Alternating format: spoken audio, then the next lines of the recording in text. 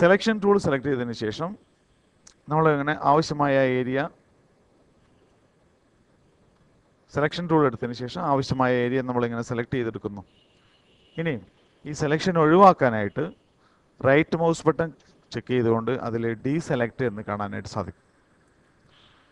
അപ്പോൾ അത് ഒഴിവായി. കീബോർഡിൽ നമ്മൾ കൺട്രോൾ ഡി എന്ന അക്ഷരം പ്രസ് ചെയ്ത് കഴിഞ്ഞാൽ വരും. അതല്ലെങ്കിൽ സെലക്ഷൻ നിലനിൽക്കുന്ന അവസ്ഥയിൽ സെലക്ട് മെനുവിൽ പോയിട്ട് ഡീസെലക്ട് ഇവിടെ കാണാൻ പറ്റും, കൺട്രോൾ ഡി ഇത് ക്ലിക്ക് ചെയ്ത് കഴിഞ്ഞാലും സെലക്ഷൻ ഒഴിവാവുന്നതാണ്. ഈ ചിത്രം മൊത്തമായിട്ട് സെലക്ട് ചെയ്യാനായിട്ട് സെലക്ട് എന്നതിൽ പോയിട്ട് സെലക്ട് ഓൾ കൊടുക്കാം.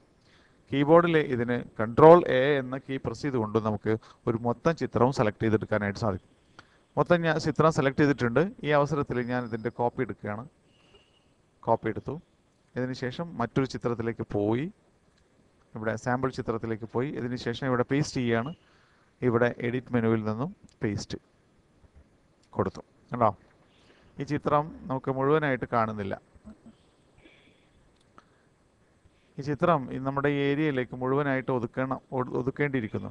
ഇതിനായിട്ട് നമ്മൾ ഇതിനെ റീസൈസ് ചെയ്യണം. ഈ ചിത്രത്തെ റീസൈസ് ചെയ്യണം. ഈ റീസൈസ് ചെയ്യുന്നതിനായിട്ട് കീബോർഡിൽ കൺട്രോൾ ടി എന്ന് പ്രസ് ചെയ്യാം. കൺട്രോൾ ടി, അതല്ലെങ്കിൽ എഡിറ്റ് മെനുവിൽ നിന്നും ഫ്രീ ട്രാൻസ്ഫോം എന്നുള്ള കീ സെലക്ട് ചെയ്യുക. ഇപ്പോൾ നമുക്കിവിടെ ചിത്രത്തിൻ്റെ ഇവിടെ ഹാൻഡിൽസ് കാണാനായിട്ട് സാധിക്കും. ഈ ഹാൻഡിൽസിൽ ഏതെങ്കിലും ഒരു ഹാൻഡിൽ ക്ലിക്ക് ചെയ്ത് പിടിച്ചുകൊണ്ട് നമുക്കിതിനെ സൈസ് ചെയ്യാനായിട്ട് സാധിക്കും. ആവശ്യമായ രീതിയിൽ സെലക്ട് ചെയ്യും, സൈസ് ചെയ്യാനായിട്ട്. കണ്ടോ, ആവശ്യമായ രീതിയിൽ ലൊക്കേറ്റ് ചെയ്തെടുക്കാനും പറ്റും.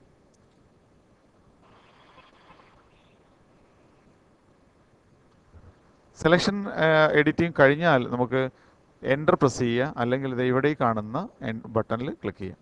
അപ്പോൾ അതിൻ്റെ സെലക്ഷൻ പോയി. ഇനി ഇത് ആവശ്യമായ രീതിയിലേക്ക് മൂവ് ചെയ്ത് വെക്കാനായിട്ട് സാധിക്കും. നേരത്തെ ചെയ്ത പോലെ ഇതിനും നമുക്ക് ഗ്രേഡിയൻ്റ് അല്ലെങ്കിൽ ഇതിന് ലയനം കൊടുക്കാനായിട്ട് സാധിക്കും. ഉദാഹരണമായിട്ട് നമുക്ക് ഇവിടെ നിന്ന് ഇങ്ങോട്ട് ലയിപ്പിക്കണമെങ്കിൽ ഇതിൽ സെലക്ട് ചെയ്തുകൊണ്ട് ഇവിടെ മാസ്ക് കൊടുക്കാം. മാസ്ക് കൊടുത്തതിന് ശേഷം ഗ്രേഡിയൻ്റ് ടൂൾ സെലക്ട് ചെയ്തുകൊണ്ട് ഇവിടെ ബ്ലാക്ക് ആൻഡ് വൈറ്റ് ആണെന്ന് ഉറപ്പുവരുത്തിയതിന് ശേഷം ഇവിടെ സെലക്ട് ചെയ്ത് കൊടുക്കും. ഇപ്പോൾ ബ്ലാക്ക് ഈ സ്ഥലത്തായ കാരണമാണ് ഈ ഗ്രേഡിയൻ്റ് ഇവിടെ വന്നത്. അത് റിവേഴ്സ് ഓഫ് ചെയ്തതിന് ശേഷം നമുക്ക് ഇവിടെ നിന്ന് വീണ്ടും വർക്ക് ചെയ്ത് കൊടുത്തു കഴിഞ്ഞിട്ടുണ്ടെങ്കിൽ അത് അലിഞ്ഞ് നിൽക്കുന്നതായിട്ട് കാണാം. അല്ലെങ്കിൽ ഈ എഡ്ജിൽ കൊണ്ടുവന്ന് വയ്ക്കുക, അങ്ങനെ. അല്ലെങ്കിൽ ഈ ഭാഗത്തുനിന്ന് വലിച്ച് പ്രാക്ടീസ് ചെയ്യുക, എഡ്ജിൽ വയ്ക്കുക.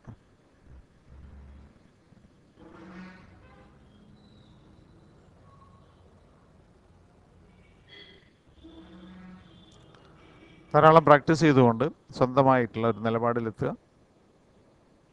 ഈ ബ്ലാക്ക് കാണുന്നിടത്ത് അത് ട്രാൻസ്പെറൻ്റ് ആയിട്ടും വൈറ്റ് കാണുന്നിടത്ത് അത് മുഴുവൻ ചിത്രമായിട്ടാണ് നമുക്ക് കാണുന്നത്. അതുകൊണ്ടാണ് നമ്മൾ മാസ്ക് ഉപയോഗപ്പെടുത്തുന്നത്.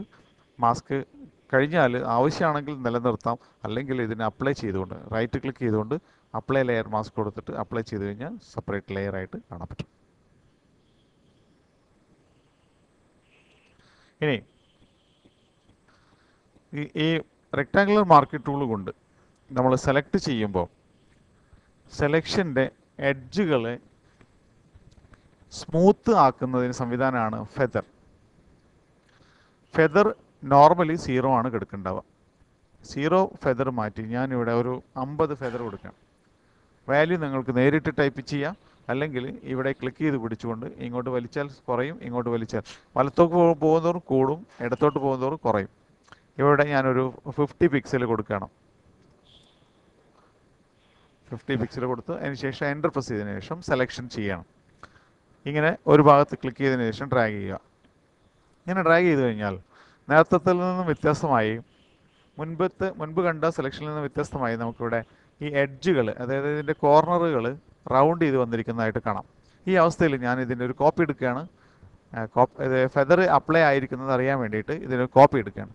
എഡിറ്റിൽ നിന്നും കോപ്പി, അതിനുശേഷം സാമ്പിളിൽ പോവുകയാണ്. ഇവിടെ ഈ 2 ചിത്രങ്ങളും തൽക്കാലത്തേക്ക് മറച്ചു വച്ചിരിക്കുകയാണ്. ഇനി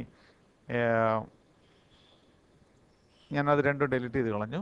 ഇനി ഇതിൽ നമ്മളത് പേസ്റ്റ് ചെയ്യുകയാണ്. ഇവിടെ പേസ്റ്റ് ചെയ്ത് ആ ഭാഗം പേസ്റ്റ് ചെയ്തപ്പോൾ ഓട്ടോമാറ്റിക്കായിട്ട് നോക്കുക, ആ ചിത്രത്തിൻ്റെ എഡ്ജ് വളരെ സ്മൂത്തായിട്ട് വന്നിരിക്കുന്നത് കാണാൻ പറ്റും. ഈ നമ്മൾ എന്താ പറയുക, നേരത്തെ എഡ്ജ് കൊടുത്ത് മാസ്ക് കൊടുത്ത് ചെയ്തതുപോലെ തന്നെ ഒരു ഇഫക്റ്റ് നമുക്കിവിടെ ലഭിച്ചിരിക്കുകയാണ്. കണ്ടോ?